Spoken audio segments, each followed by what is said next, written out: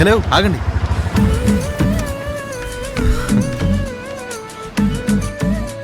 నువ్వా? మంచికి ఇది కాలం కాదమ్మా.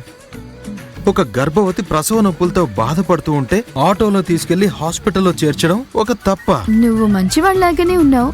ఆ, ఆమె నీ భార్య అని నేనే తప్పుగా అర్థం చేసుకున్నాను. ఆహా. డబ్బు లేకపోయినా కూడా నీ క్యారెక్టర్ చాలా గొప్పదబ్బాయి. ఒక చిన్న గ్యాప్ లో నన్ను భర్తని చేసి చేతిలో ఒక చిన్న బిడ్డని పెట్టి నన్ను నాన్నం చేసావు కదా. అయ్యో, లేబర్ వార్డ్ లో నువ్వు టెన్షన్ గా కనిపించావు. నర్స్ కూడా నిన్ను డ్రిప్స్ తీసుకుని రమ్మని చెప్పారు. నీ పాటికి నువ్వు పరిగెత్తికెళ్ళావు. అది చూసి నేనేమనుకోవాలి చెప్పు? హ్మ్. నువ్వు పిల్లలు గలవాడివి, చాలా కష్టపడుతున్నావని అనుకున్నాను. హ, ఇక మీదట అలా అనుకోకు. నేను ఒక ఎలిజిబుల్ బ్యాచులర్. ఆమె సింగిల్ సింహం. సింహమా?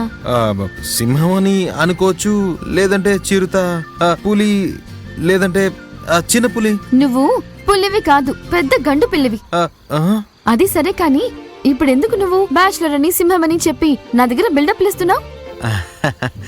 అది తర్వాత ఎప్పుడైనా అవసరం అవుతుంది, అందుకే ఇలా ముందుగానే చెప్పి పెడుతున్నా. ఆ మాటలన్నీ వినడానికి నాకు ఇప్పుడు టైం లేదు, నేను వెళ్తున్నా. హలో హలో ఆగమ్మా. సరే, ఇక్కడికి ఎలా వచ్చావు? ఏ రాకూడదా? హాస్పిటల్లో నాకు ఒక పర్సనల్ పని ఉండి వచ్చాను. అది పూర్తయింది, వెళ్ళిపోతున్నాను. సరే సరే, ఎక్కడికి వెళ్తున్నావు? రా, బండ్లో ఎక్కువ. ఓయ్, నేను నిన్నేమైనా డ్రాప్ చేయమని అడిగానా? వదిలితే నువ్వు నన్ను తీసుకెళ్లి డైరెక్ట్ గా మధురవాడలోనే డ్రాప్ చేసేలా ఉన్నావే.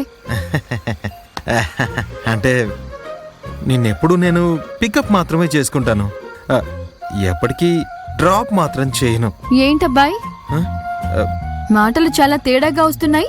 ఖబర్దార్. సరే రండి, ఆటోలో ఎక్కండి. ఓయ్, నువ్వు పోవయ్యా. వచ్చిన వాళ్ళకి వెళ్ళడం తెలీదా? నేను వెళ్తానులే. ఒక్క నిమిషం ఆగాగు. అట్లీస్ట్ నీ పేరైనా చెప్పేళ్ళొచ్చు కదా. నేను చెప్పనే చెప్పను.